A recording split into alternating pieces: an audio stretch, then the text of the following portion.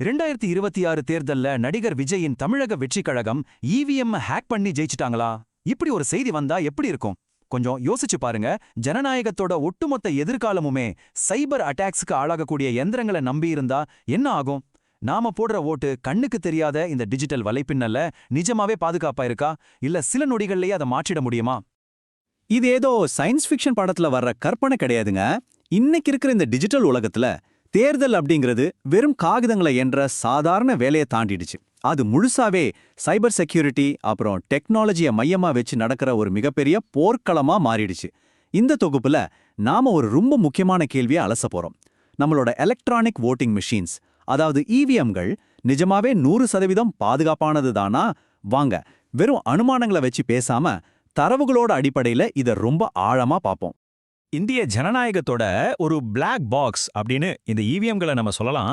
ஒரு காலத்துல பேப்பர்ல ஓட்டு போட்டுட்டு இருந்தப்போ நடந்த கள்ள ஓட்டுகளை தடுக்கவும், வாக்கு எண்ணிக்கையை ரொம்ப சீக்கிரமாவும் எந்த ஒரு மனித தவறும் இல்லாம செஞ்சு முடிக்கவும் தான் இந்த இயந்திரங்களை அறிமுகப்படுத்தினாங்க. ஆனா இதுல ஒரு பெரிய கேள்வி இருக்கு. பேப்பர்ல ஓட்டு போடும்போது எல்லாமே வெளிப்படையா இருந்துச்சு. ஆனா உள்ள என்ன நடக்குதுன்னே தெரியாத இந்த சிலிக்கான் இயந்திரங்களை நாம எப்படி முழுசா நம்புறது? நிஜமா இதோட அடிப்படை அமைப்பு எப்படி வேலை செய்யுதுன்னு உங்களுக்கு தெரியுமா? இதோட முழு செட்டப்பையும் கவனிச்சிங்கன்னா உங்களுக்கு ரொம்ப ஈஸியா புரிஞ்சிடும். இதுல 2 முக்கியமான பகுதிகள் இருக்கு. ஒன்னு பேலட் யூனிட். இங்க தான் வேட்பாளர்களோட சின்னங்கள் எல்லாம் இருக்கும். நாம போய் பட்டன் அழுத்தி ஓட்டு போடுவோம். இன்னொன்னு கண்ட்ரோல் யூனிட். இது ரொம்ப ரொம்ப முக்கியம். ஏன்னா இது எந்த ஒரு வயர்லெஸ் நெட்வொர்க்லயும் கனெக்ட் ஆகாத வெறும் பேட்டரியில மட்டுமே இயங்குற ஒரு தனித்த இயந்திரம். நீங்க பேலட் யூனிட்ல போடுற ஓட்டுகளை இந்த கண்ட்ரோல் யூனிட் தான் ரொம்ப பாதுகாப்பா எண்ணி தனக்குள்ளேயே சேமிச்சு வச்சுக்குது. சரி, ஒரு டிஜிட்டல் இயந்திரம் கரெக்டா தான் ஓட்டுகளை பதிவு செய்தா அப்படிங்கறத ஒரு வாக்காளரா நம்ம எப்படி செக் பண்றது? அதுக்காக கொண்டு வரப்பட்டது தான் இந்த விவிபிஏடி யந்திரம். நீங்க ஓட்டு போட்ட உடனே இந்த மிஷின்ல இருக்கிற ஒரு சின்ன கண்ணாடியில நீங்க செலக்ட் பண்ண வேட்பாளரோட பெயர் அப்புறம் சின்னம் பிரிண்ட் ஆன ஒரு காகிதம் சரியா 7 வினாடிகளுக்கு தெரியும். அதுக்கப்புறம் அந்த காகிதம் கட் ஆகி உள்ள இருக்கிற சீல் வைக்கப்பட்ட ஒரு பெட்டியில பத்திரமா விழுந்துடும். இது மூலமா ஓகே, நாம போட்ட ஓட்டு கரெக்டா தான் பதிவாகியிருக்கு அப்படின்னு நாமளே கன்ஃபார்ம் பண்ணிக்கலாம். இப்போ உங்க மைண்ட்ல ஒரு கேள்வி வரலாம். இவ்வளவு செட்டப் இருந்தாலும் இது யாராவது ஈஸியா ஹேக் பண்ணிட முடியாலா அப்படின்னு. இதுக்கு எலெக்ஷன் கமிஷன் தரப்புல சொல்ற பாதுகாப்பு அம்சங்கள் ரொம்பவே ஸ்ட்ராங்கா இருக்கு. இவிஎம் குள்ள இருக்கிற மைக்ரோ சிப் ஒரு ஒன் டைம் ப்ரோக்ராமபிள் சிப். அதாவது அதை உருவாக்கும் போதே சாஃப்ட்வேரை உள்ள ஏத்திடுவாங்க. அதுக்கப்புறம் உலகத்துல யாராலையும் அதை மாத்தி அமைக்க முடியாது. அது மட்டும் இல்லாம இதுல இன்டர்நெட்டோ இல்ல ப்ளூடூத், வைஃபை மாதிரியான எந்த வயர்லெஸ் கனெக்ஷனும் கிடையவே கிடையாது. நீங்க ஒவ்வொரு முறை பட்டன் அழுத்தும் போதும் டைனமிக் கோடிங் முறையில சிக்னல்கள் போகும்.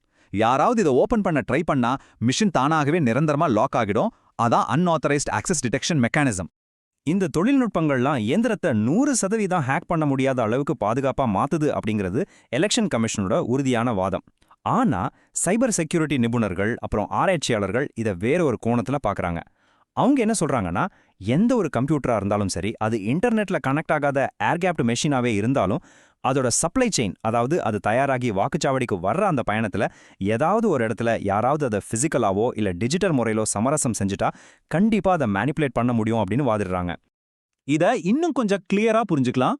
ஆராய்ச்சியாளர்கள் முன்வைக்கிற லுக் அலைக் த்ரெட் அப்படிங்கிற ஒரு குறிப்பிட்ட அபாயத்தை எடுத்துப்போம். ஒரு இவிஎம் மெஷினோட பாதுகாப்பை உடைக்க அதுக்குள்ள இருக்கிற ஒரிஜினல் சிபியூவை அப்படியே கழட்டிட்டு பார்க்கறதுக்கு அச்சசலா அதே மாதிரி தெரியற ஆனா ரகசியமா ப்ளூடூத் வசதி இருக்கிற ஒரு போலி சிபியூ உள்ள பொருத்திட்டா என்ன ஆகும்? நினைச்சு பாருங்க. இப்படி ஒரு மாற்றம் நடந்துட்டா அந்த இவிஎம்மோட ஒட்டுமொத்த பாதுகாப்பும் காலி. இது மூலியமா கொஞ்சம் தூரத்துல உட்காந்துக்கிட்டு ஒரு ஸ்மார்ட் போன் வழியா கூட வாக்குகளை மாற்றி பதிவு பண்ண முடியும்னு நிபுணர்கள் எச்சரிக்கிறாங்க.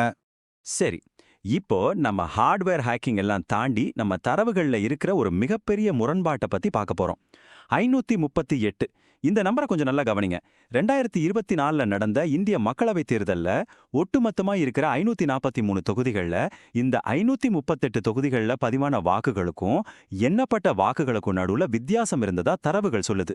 இது எப்படிங்க சாத்தியம்? அசோசியேஷன் ஃபார் டெமோக்ராட்டிக் ரிஃபார்ம்ஸ், அதாவது ஏடிஆர், வெளியிட்ட விரிவான தரவுகளை பார்த்தா நமக்கு ஒரு விஷயம் ரொம்ப தெளிவா புரியும். பதிவான வாக்குகளை விட சுமார் 5.5 லட்சம் வாக்குகள் குறைவாக எண்ணப்பட்டிருக்கு. அதே நேரத்துல ஒரு 35,000 வாக்குகள் அதிகமாகவும் எண்ணப்பட்டிருக்கு. இதுக்கு எலெக்ஷன் கமிஷன் என்ன விளக்கம் தர்றாங்க தெரியுமா? தேர்தல் தொடங்குறதுக்கு முன்னாடி மிஷின் கரெக்டா வேலை செய்தான்னு செக் பண்றதுக்காக போடப்படுற மாக் போல் வாக்குகளை அதிகாரிகள் தவறுதலா அழிக்காம விட்டதால வந்த ஒரு சாதாரண மனித பிழை தான் சொல்றாங்க. ஆனா ஜனநாயகத்துல ஒவ்வொரு ஓட்டும் ரொம்ப ரொம்ப முக்கியம் இல்லையா? அதனாலேயே இந்த விளக்கம் பல தரப்புலையும் பெரிய சந்தேகங்களை எழுப்பியிருக்கு. இதுவரைக்கும் நாம இயந்திரங்களை சுற்றியுள்ள தொழில்நுட்பம் அப்புறம் நிர்வாக சிக்கல்களை பத்தி ரொம்ப டீட்டெயிலா பார்த்தோம். ஆனா இனி வரப்போற ஆபத்து இதை விட பல மடங்கு பெரியது. அதுதான் இன்ஃபர்மேஷன் வார்ஃபேர், குறிப்பா ஏஐ உருவாக்கும் சவால்கள். 2024ல வேர்ல்ட் எக்கனாமிக் ஃபோரம் வெளியிட்ட ஒரு ரொம்ப முக்கியமான ரிப்போர்ட்ல ஒரு விஷயத்த ஆணித்தரமா சொல்லியிருக்காங்க. அதாவது உலகளாவிய தேர்தல் செயல்முறைகளை சீர்குலைக்கிறதுல இப்போதைக்கு முதல் இடத்துல இருக்கிறது மிஸ்இன்ஃபர்மேஷன் மற்றும் டிஸ்இன்ஃபர்மேஷன் தான். ஆமாங்க, இன்னைக்கு ஒரு மிஷினை ஹேக் பண்றதை விட ஏஐ தொழில்நுட்பத்தை பயன்படுத்தி மக்களோட மைண்டை ஹேக் பண்றது தான் ரொம்ப ரொம்ப ஈஸியான விஷயமா மாறிடுச்சு. இதை நாம பெர்செப்ஷன் ரிஸ்க் அப்படின்னு சொல்றோம். இது ரொம்ப சிம்பிளான ஆனா ஆபத்தான லாஜிக்.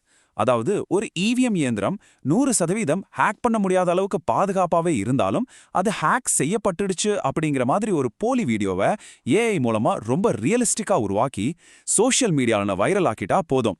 இயந்திரம் பாதுகாப்பாவே இருந்தாலும் மக்கள் மனசுல இருக்கிற தேர்தல் மேல இருக்கிற நம்பிக்கை சுக்குநூறா உடைஞ்சிடும். இவிஎம்களை காணோம், இல்ல பட்டன் அழுத்தினா வேற சின்னத்துக்கு ஓட்டு விழுது அப்படிங்கிற மாதிரி வர போலி செய்திகளை முறியடிக்கிறதுக்காகவே எலெக்ஷன் கமிஷன் தொடர்ந்து போராட வேண்டிய ஒரு இக்கட்டான நிலை உருவாகியிருக்கு. சரி, இந்த ஏஐ அச்சுறுத்தல உலக நாடுகள் எப்படி ஃபேஸ் பண்றாங்க?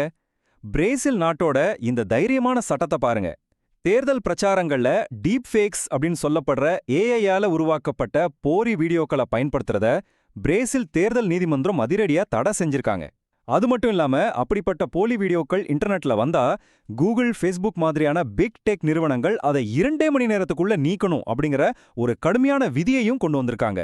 இனி வரப்போற எதிர்கால தேர்தல்களுக்கு இந்த மாதிரி சட்டங்கள் தான் உண்மையான பாதுகாப்பு கவசம். இதை எல்லாத்தையும் ஒன்னா சேர்த்து பார்க்கும்போது நமக்கு ஒரு விஷயம் ரொம்ப தெளிவா புரியுது. அதுதான் சிஸ்டம் ஆஃப் சிஸ்டம்ஸ். எந்த ஒரு தனிப்பட்ட இயந்திரமோ முழுமையா எந்த குறையும் இல்லாததுன்னு நம்ம சொல்லிட முடியாது. எதிர்கால ஜனநாயகத்தை பாதுகாக்கணும்னா இன்டர்நெட் தொடர்பு இல்லாத ஏர்கேப்ட் ஹார்ட்வேர், மக்கள் நேரடியாக சரிபார்க்கக்கூடிய விவிபிஏடி பேப்பர் ட்ரைல்ஸ், அப்புறம் ஏஐ மூலமா பரப்பப்படுற போலீஸ் செய்திகளை தடுக்கிற மிக கடுமையான சட்டங்கள், இது எல்லாமே ஒங்கிணைந்து செயல்படணும். அது ஒண்ணுதான் நம்மளோட டிஜிட்டல் வாக்குகளை உண்மையாகவே பாதுகாக்கும். இப்போ கடைசியா உங்ககிட்ட ஒரு கேள்வி. டெக்னாலஜி ஜனநாயகத்தை பாதுகாக்குமா இல்ல ஒரு புதிய அபாயத்தை உருவாக்குமா? இயந்திரங்கள் மட்டுமே ஆளப்போற இந்த டிஜிட்டல் யுகத்துல நீங்க போடுற ஓட்டு நிஜமாவே உங்களுக்கானதா மட்டுமே இருக்குமா? இதை பத்தி நீங்க என்ன நினைக்கிறீங்க அப்படிங்கறத கட்டாயமா கீழே கமெண்ட்ல சொல்லுங்க. ஏஐ, சைபர் செக்யூரிட்டி, அப்புறம் நம்ம சமூகத்தோட எதிர்காலத்தை பத்தின இந்த மாதிரி பல ஆழமான விஷயங்களை தெரிஞ்சுக்க ஃபியூச்சர் ஷாக்ஸ் சேனலை மறக்காம சப்ஸ்கிரைப் பண்ணுங்க.